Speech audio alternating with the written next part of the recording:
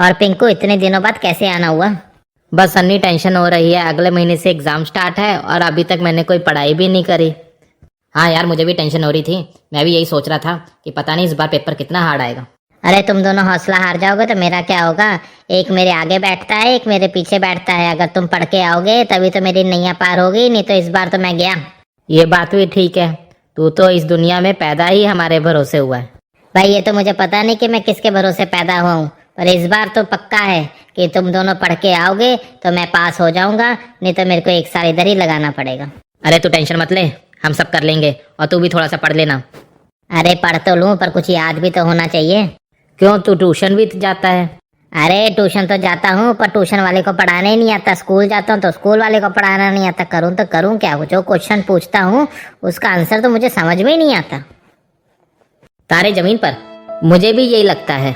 अरे मुझे भी यही लगने लग गया है। एक काम करते हैं, पर्चियां बना लेते हैं, सब थोड़ी थोड़ी पर्ची अपने पास रखेंगे और क्या पता उसी में से कोई क्वेश्चन आ जाए। अरे पकड़े गए तो?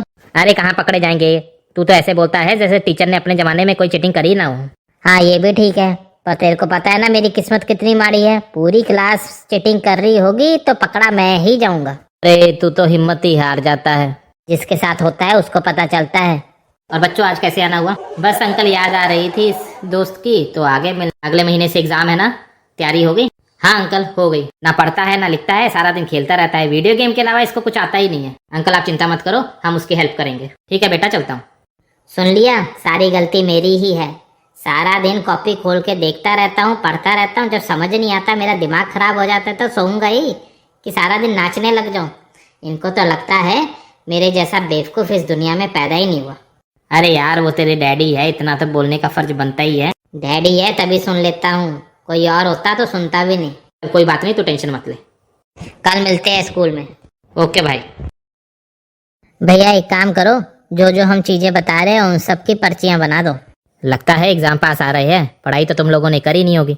पढ़ाई तो बहुत करी है, पर एग्जामिनेशन सेंटर में क्रॉस चेक भी तो करना पड़ता है। हाँ, वो पर्चियों से क्रॉस चेक करोगे? हाँ, टीचर ही तो कहती है सबमिट करने से पहले क्रॉस चेक करके दो।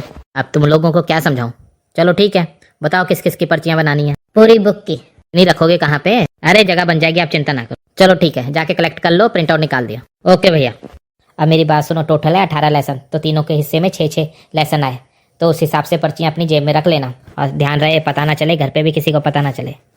हाँ भाई चिंता मत कर, संभाल के रखूंगा।